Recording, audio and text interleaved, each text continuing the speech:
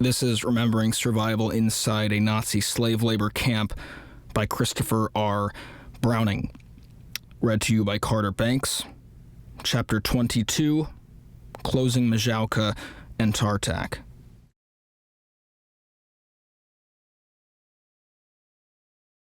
As spring turned to summer, tensions among the Jewish slave laborers in Strakowice rose precipitously. The Zamość contingent of construction workers among the Lubliners had been building barracks for an entirely new camp on the factory grounds of the munitions plant. The prisoners of Mazowka were transferred there in early July. This relocation was a response, at least in part, to the increasingly brazen attacks by partisan forces on the guards marching the prisoners to work. These attacks had been aimed, of course, not at liberating the prisoners, but at seizing weapons from the Ukrainian guards, who had become increasingly uninterested in fighting. Indeed, in June 1944, the partisans had even staged a direct attack on the guardhouse outside the factory, making off with both weapons and cash. The prisoners felt that the ground was burning underneath their feet, or that doomsday was approaching. Indeed, there were a number of indications that their stay in the new camp would be short. Work at the factories shifted from producing munitions to dismantling equipment, which clearly signaled the end of the camp in the not-too-distant future. As the machinery was loaded, most work ceased, and the Jewish workers increasingly sat idle. The prisoners were kept apprised of the Soviet approach and the German retreat. In July 1944, Red Army forces crossed over the 1939 demarcation line in central Poland that had been the starting point of the German invasion in June 1941. Some credited this information to Polish contacts. One witness claimed access to a secret radio. There was also a contact with the Jewish resistance, allegedly a remnant of the Jewish Fighting Organization, or ZOB, which had been the prime mover behind the Warsaw Ghetto uprising on the outside. It offered to create false documents if photographs could be provided, but it primarily urged escape as the best course to follow. When some of the Lubliners, who upon their arrival that spring had already confirmed the existence of gas chambers, recognized Majdanek personnel among a visiting SS commission, the sense of panic intensified among the prisoners. The new camp posed both challenges and opportunities for the prisoners. It was surrounded by a double fence, the first of barbed wire and the second of wood planks, and two watchtowers. Yet, it was just about 100 yards from the forest. Once outside the fence, a quick sprint could take an escapee to terrain where Germans and Ukrainians were by now afraid to follow. The forest also offered cover for partisans to approach the camp, if contact and cooperation could be established. According to several survivors, however, there was no organization or leadership to incite or plan escape. But others claim that small groups of young prisoners began to meet and talk about an uprising and mass escape. Because of fear of denunciation, such planning was kept very secret. Those initiated were told explicitly not to talk to others. At least two such groups can be identified. One was a small group of young men, camp brothers from Pluck, who planned to smuggle large wire cutters into camp. It was hoped that during the night, an advance group could cut the fence in the corner where they had searchlights that were the weakest. If they managed to get through the fences and into the forest undetected, others would then follow. They would seek refuge in a hiding place pre-arranged by their Polish contact. They were also in communication with one of the Jewish camp leaders, who told them of plans being made with partisans to liberate the camp. This reference to one of the Jewish camp leaders may well have been a Jewish policeman, for another group planning resistance apparently included a number of disaffected Jewish policemen at its core. The much-hated Saja Langenblen had emerged as the chief enforcer on behalf of the Germans for a stricter control of the camp, but other policemen were now ready, not only to join, but even to lead an escape attempt. Some witnesses mentioned Moshe Herblum as a leader. Others mentioned Abraham Wilczek. According to post-war testimony of Abraham's future wife, the group was convinced of the need to procure weapons. Abraham argued that the Ukrainians were the best source for this, as they would sell their souls for money. Because he was good at schmoozing with them, he volunteered to make the attempt. The first gun was purchased at a very high price, through accessing valuables that had been hidden in Wiersbennik. While the group was collecting for the purchase of a second gun, however, the Ukrainian was caught and interrogated, and he confessed to selling a gun to a Jewish policeman. When the Germans then held a lineup of the Jewish police, he identified Abraham Wilczek. Abraham was stripped naked, except for a sack over his head, held down over a bench by two men, and given 100 lashes. He was supposed to count them all out, but apparently he passed out at around 20.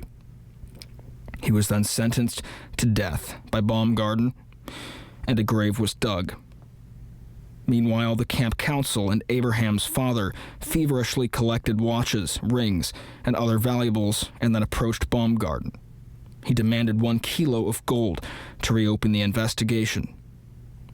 When he apparently was satisfied with this haul, Abraham was released. Several other accounts also mention the attempt to procure arms. In one account, prisoners tried to make grenades, but one young prisoner was caught and killed, and others associated with him were beaten. Another prisoner claimed to have successfully traded a good pair of shoes to a Pole for a pistol. In the most implausible account, prisoners managed to procure 2 machine guns through money they had received from a Zionist organization, but never managed to obtain any ammunition.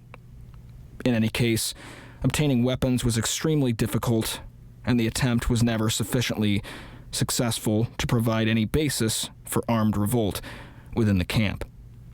Moreover, the pace of events soon overtook those planning some sort of organized uprising and escape, and ultimately, prisoners were left to react spontaneously and desperately to the imminent evacuation of the Strachowitz camps. The next concrete step the Germans took to close the Strachowitz camps came with the evacuation of the Tartak sawmill and lumber yard. The manager of this camp, Feidler, had previously assured the prisoners that nothing would happen to them as long as he were there. According to Josef Kohl's detailed testimony in 1948, he had added, "If he were to leave, we could do as we wanted."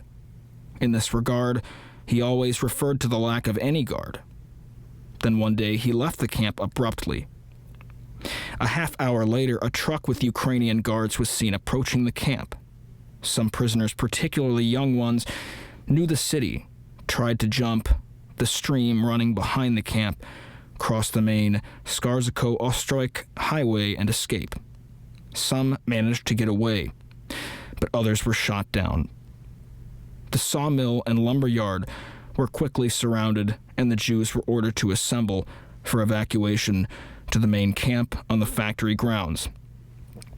To the astonishment of Joseph Kohls, some Jews had already armed themselves with axes and knives, and fearing transport to an extermination camp, were prepared to fight to the death. Joseph Kohls advised against resistance, arguing that in the main camp they would know better what was going on, and resistance there with greater numbers was possible, while in the sawmill it was hopeless. Most of the prisoners agreed with him and mounted 2 canopy-covered trucks. Some still tried to escape, but only a few made it. after the Jews from the lumberyard were unloaded at the main camp that evening, a dramatic event occurred that was described by no fewer than 12 witnesses. To illustrate the challenges and opportunities in using such evidence, I would like to examine in detail the testimony concerning this incident. The earliest testimony of the entire collection, by Meyer Lowenthal, was given in Lodz on May 26, 1945. He stated that when Tartak prisoners arrived at the factory camp, the silence convinced one woman among them that all the prisoners there had already been killed. She then attacked the head of the work chutes, who managed to pull out his pistol and shoot her twice, but missed. She was able to hide, but came out when ordered. However, thanks to the intervention of a higher-ranking officer, was left alone. Mendel Kack provided a long, detailed account, recorded in Krakow and dated August 21, 1945. According to him, when the male and female prisoners from Tartak were separated, a 20-year-old girl attacked the head of the camp guard and pushed him to the ground. He freed himself from her grasp, drew his revolver, and shot her in the forehead. In fact, the bullet just grazed her, but she faked being dead. After the guards left, she crawled under the barracks to hide. The next morning, the commander of the guards returned, and, not finding the body, searched for her. She then gave herself up. This account does not tell us anything further about the fate of the girl. Nearly a year later, on July 31st, 1946, in France, 18-year-old Kalman Eisenberg gave an interview to an American psychologist, David Boder, a pioneer in the early collection of survivor testimony, that was audio recorded and subsequently transcribed. Kalman Eisenberg testified that when the Jews from the small camp were brought into the main camp, a young girl originally from Lodz called out, "Jews, time now counts in minutes. Perhaps we will be able to escape, and whoever dies will die a hero's death." She then threw herself on the German commander of the Ukrainian guard, seized his revolver, and fired into the air. The guards ran up and fired on the Jewish prisoners. Because it was very dark, no one was killed. The girl was only slightly wounded and able to hide in the barracks. In the morning, she was dragged out of the barracks and taken to interrogation, where she defended herself. Kalman Eisenberg then stated that, with great difficulty, with much labor and struggle, we succeeded in saving the girl from death. When the incredulous Boder asked how this had been accomplished, Eisenberg explained, "It has cost us very much money. The Jews gave up their last possessions." He went on to explain how Jews from Strachowitz had left possessions with Poles, and some of this property was later transferred in the camp when Polish and Jewish workers met at factories. Because the camp commandant was a big glutton for money and loved money and gold very much, the Jews handed over their possessions and the girl was saved. In short, the Jewish prisoners had negotiated with commandant and ransomed her at a high price. The final early testimony was given 2 years later, on August 19, 1948, by Josef Koz in Germany. He stated that it was dark when the Jews from Tartak arrived at the main camp. From the Appellplatz, or roll call grounds, they were taken away in groups of 10 by Ukrainian guards. They feared that they were about to be shot. In one group of 10, a young woman named Blasauna threw herself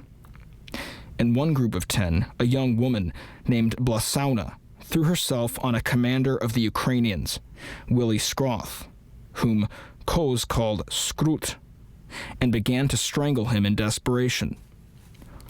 While calling upon the other Jews to attack the Ukrainian guards, but no one moved. "We were as if paralyzed," Koz recalled. Then suddenly, the air raid alarm sounded and the lights went out. Skroth threw the woman off, pulled his revolver, and shot her twice. Everyone assumed she was dead. When the German police chief Walter Beck in his version, arrived the next morning, the girl had disappeared, and no one would betray her. But fearful that others would suffer, the brave girl gave herself up. When asked why she had done it, she answered that she, fearing being shot, and in her fear had fallen on Skroth, which he had mistakenly thought was an attack. At this moment, Joseph Coles surmised Becker was more concerned about a general uprising of the prisoners and knew the Jews were all going to Auschwitz anyway. He proclaimed that if 2 bullets had not killed her, she would not be killed on his orders. And the girl survived. In 4 early accounts given in 3 different countries, we see the same incident recounted. About a young female prisoner attacking the head of the Ukrainian camp guards at the moment the Jews of Tartak were brought into the main camp. However, the accounts lack unanimity in important ways. However, the accounts lack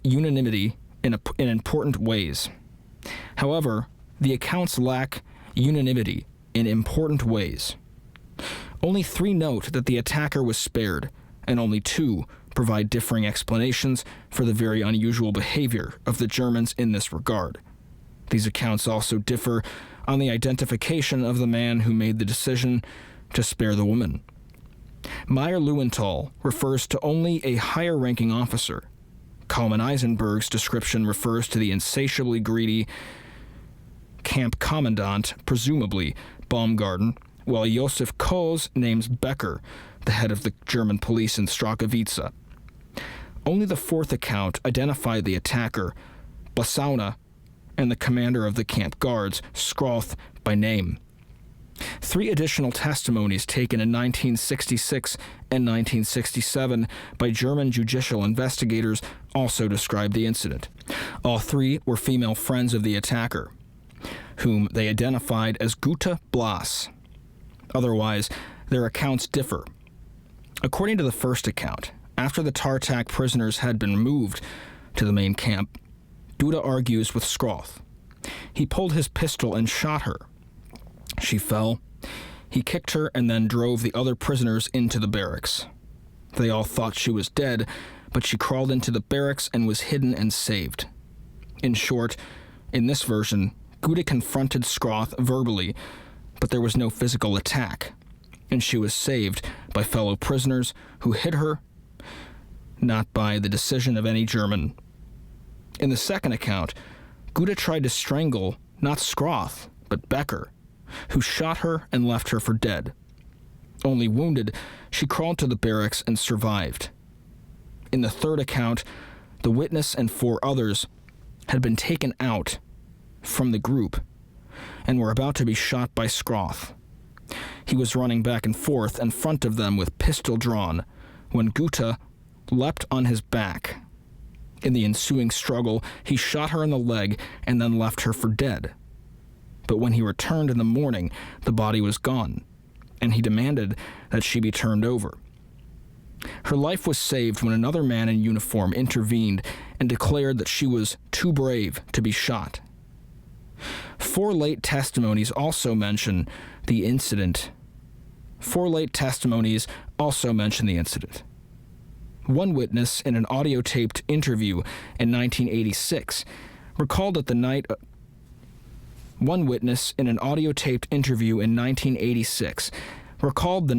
the lumberyard prisoners had been taken to the main camp by truck. One woman attacked Skroth, who shot her. She pretended to be dead and then crawled under the barracks. The next day, when the Germans could not find the body, the prisoners bribed Skroth to spare her. A second witness account of 1988 related how, after the lumberyard prisoners had been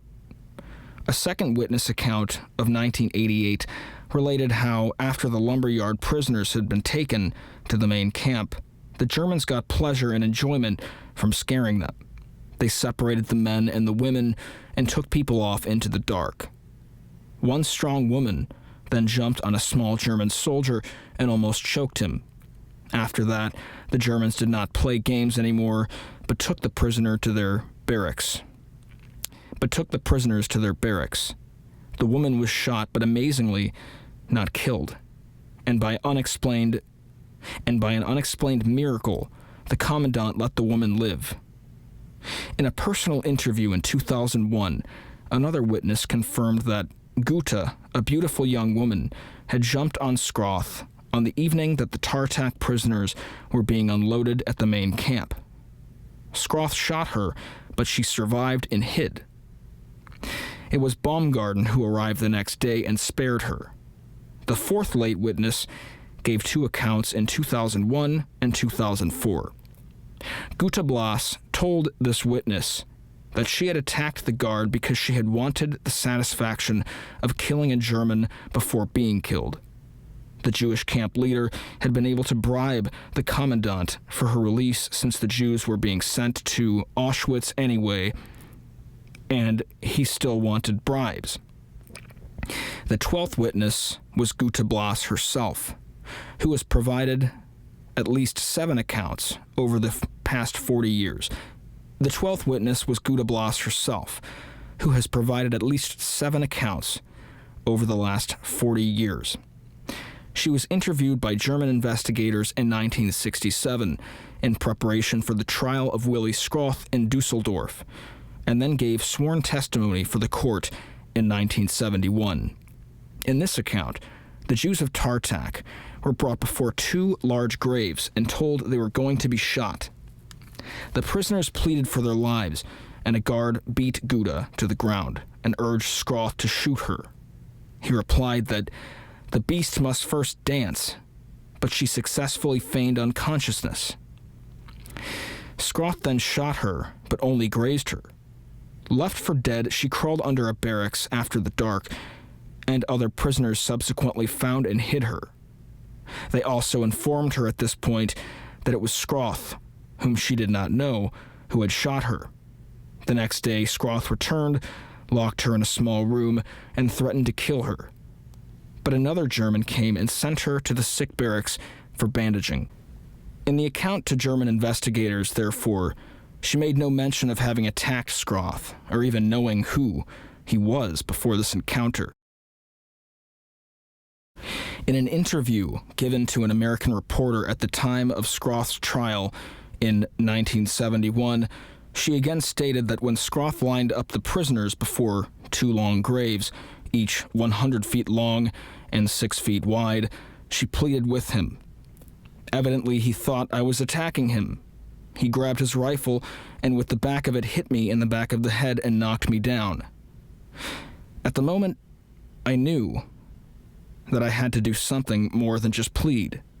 I ran and grabbed his arm from behind and held on, trying to reason with him.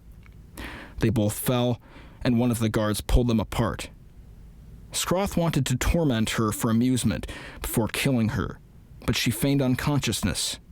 He then shot and grazed her forehead, which left her covered with blood. Skroth, who had been acting on his own in threatening to kill all the prisoners, then let them go to the barracks. She crawled away in the dark, and other prisoners hid her until Skroth returned in the morning, demanding, "Where is the beast?" When he threatened to kill others, she gave herself up. She was not killed, however, because her fiancé gave a diamond to the man in charge.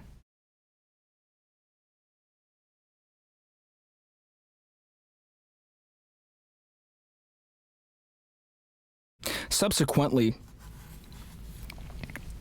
Guta gave an audio-taped interview in 1984 that is in the Museum of Jewish Heritage, and a videotaped interview for the U.S. Holocaust Memorial Museum in 1990.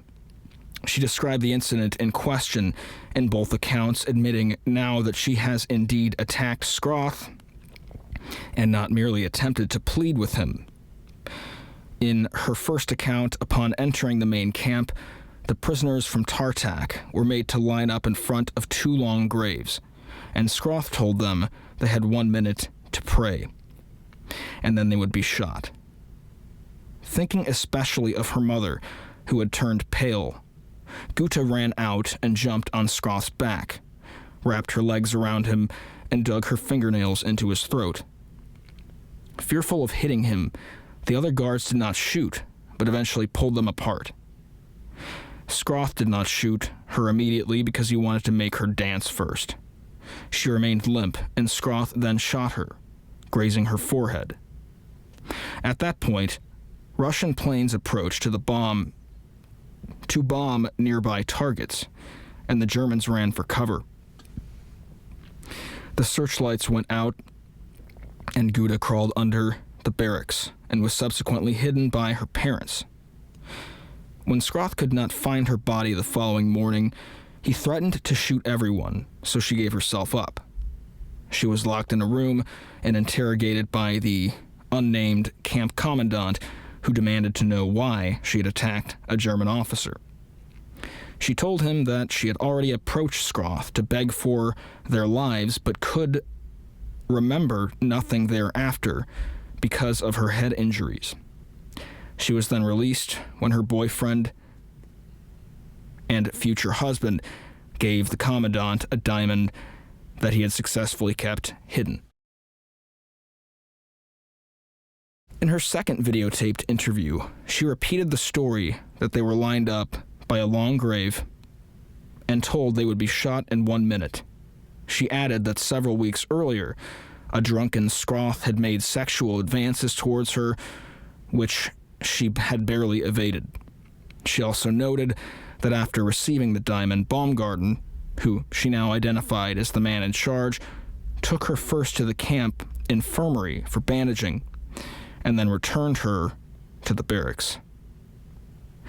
In an interview given in the late 1990s, Gutta told of being lined up at the edge of a mass grave following evacuation from Tartak to the main camp, identified as Mazhauka, rather than the new camp on the factory grounds, and being told by Skroth that they had 1 minute to pray before they would be shot. She jumped on Skroth's back and tried to choke him before they were pulled apart. After she was shot in the head with a grazing shot, Skroth tried to find her pulse and then left her for dead. In this account, she was reunited with her family for a number of days before Skroth discovered that she was still alive and locked her in a storeroom. Thereafter, she was beaten by another German who nonetheless sent her to be bandaged and allowed her to rejoin her family.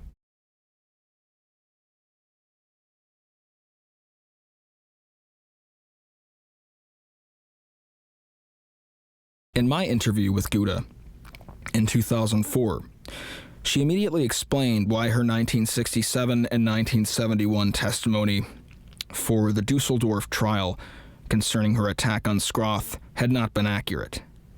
She had been afraid to say that she jumped on him for fear that this would adversely affect the trial, or even her. When you have gone through what I have, when you've been scared and don't get over it, you don't get over it in 1 day. The attack had not been premeditated. On the spur of the moment, something just exploded in me, she also described her 2 previous encounters with Skroth. First, when he had escorted her and the doctor to Mazhauka to help deal with the typhus epidemic, presumably in the summer of 1943, and then when he visited Tartak to pursue her. Given the number of concurring accounts, I think we can conclude beyond any reasonable doubt that Gutta Blas attacked the head of the Ukrainian camp guard, Willie Skroth, shortly after the Tartak prisoners arrived at the main camp, was shot in the head at point-blank range, and remarkably survived both this shooting and the expected German retribution. The preponderance of evidence suggests that Baumgarten was the man who made the decision to spare her life. Among the competing explanations, a miracle, German respect for her heroism, hiding, and bribery. Once again, the preponderance of evidence suggests bribery as Baumgarten's key motive. Baumgarten was notorious for his corruption, and this was his final chance to extort one last payoff from his Jewish prisoners. The points at which Guta Blas' own testimony differs from that of the other witnesses are more problematic. Her undoubted heroism at the age of 18 is no guarantee of an infallible memory some 2 to 6 decades later. I think that she incorporated into her own memory the now archetypal Holocaust image of Jews lined up at the edge of a mass grave about to be shot. No other witness mentions 2 mass graves or threatened mass executions inside the camp at this time. And the Germans, as a rule, did not carry out those kind of executions within camp boundaries. The accounts of 2 other witnesses saying that the guards were tormenting and scaring the prisoners rather than preparing an actual execution are more probable than Guta's version. The motive she gives for attacking Skroth in this setting was to save her parents from imminent execution, which, in fact, did not take place. According to Kalman Eisenberg's account, Guta called upon her fellow prisoners to attempt to escape according to Josef Kohls. She urged them to attack the guards, but the other Jews remained paralyzed as she struggled with Skroth. Again, within the context of the failure of most of the Tartak prisoners to escape when Feidler departed, an attempt by Guta to make up for this lost opportunity and instigate a mass escape upon arrival at the main camp was a contextual plausibility. In this case, her heroic attack on Skroth was not a miraculous success that saved the lives of her parents, as she remembered it, but rather a suicidal risk that failed to inspire any commensurate action among her fellow prisoners. Finally, Guta remembers her rescue as the result of the single-handed action of her boyfriend and future husband, who purchased her life with a diamond. The other witnesses who account for her rescue through bribery remember a collective action. There is no reason to doubt that her fiancé contributed a diamond to the ransom, but once again, a larger ransom was collected from numerous prisoners and negotiated through those who had experience in dealing with Baumgarten. Seems more plausible. If my reconstruction is correct, then this episode has a twofold significance. First, it was a singular act of resistance in which an unarmed 18-year-old woman risked a virtually suicidal attack on the head of the camp guard in order to give her fellow prisoners a last chance to escape, but nonetheless survived.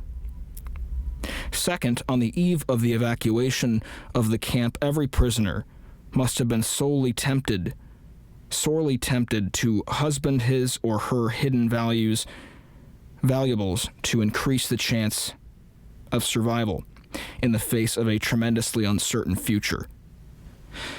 Instead, in an act of solidarity and collective endeavor, a number of prisoners pooled their resources to purchase the life of a fellow prisoner. The camp system was, of course, designed not only to divide prisoners, but also to pit one against another in a Darwinian struggle to survive. Numerous survivor accounts confirm the seemingly inexorable logic of the zero-sum game, in which one prisoner's gain could come only at the price of another prisoner's loss. But the cruel logic of the zero-sum game did not always prevail.